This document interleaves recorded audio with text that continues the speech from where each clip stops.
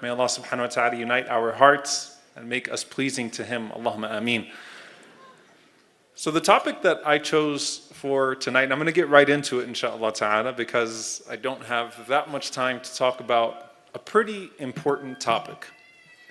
And that is integrity. Integrity. But the integrity of the Prophet sallallahu alaihi wasallam, to be very specific. The integrity of the Messenger sallallahu alaihi wasallam. That quality that he had. And I want you to think about the times that we live in today. And how the Prophet sallallahu alaihi wasallam talked about a time where trust is lost. Where you can't trust people. You can't trust leadership. You can't trust neighbors. You can't trust family at times. You can't trust all of these people that you should be able to trust. And of course, he was speaking to a generation, sallallahu alaihi wasallam, that he had raised, where you had companions sitting amongst each other that had literally guarded each other's backs in war and had been through the Khandaq, been through the trench. And the Messenger, sallallahu alaihi wasallam, talking about a time that trust becomes so rare once again.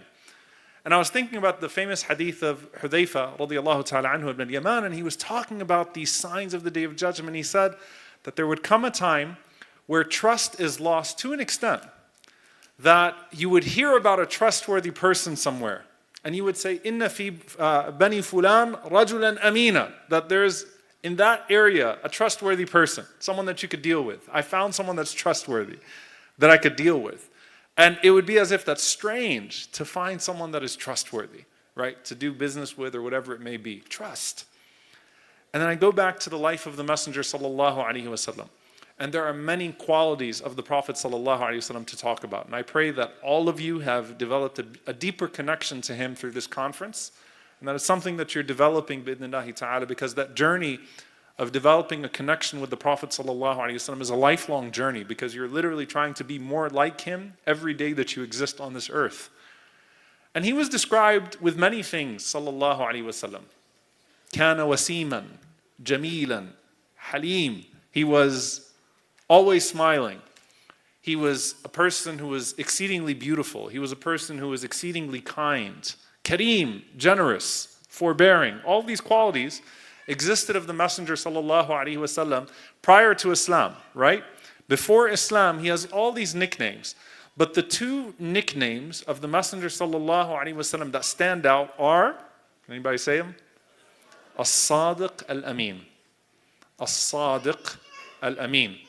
He is truthful. He is trustworthy. And you know what that tells you? The fact that those are the two qualities that stood out, truthful and trustworthy.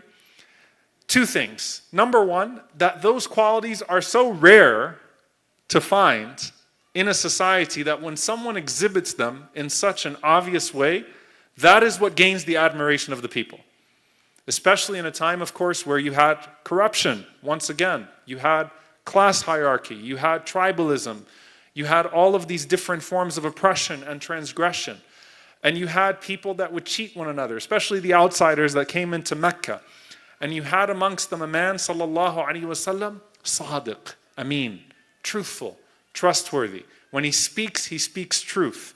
And when you entrust him with something, you know that you can entrust him, sallallahu alaihi wasallam. So number one is that when people assign those qualities to you, that's because they're rare in society. That's why those become the most prominent qualities. The second thing is that you manifest them in a way that is more beautiful than even those who also possess those qualities. There were other people that were people of sidq and amana, people of truthfulness and people of trustworthiness. But there was only one, as-Sadiq al-Amin, sallallahu alaihi wasallam.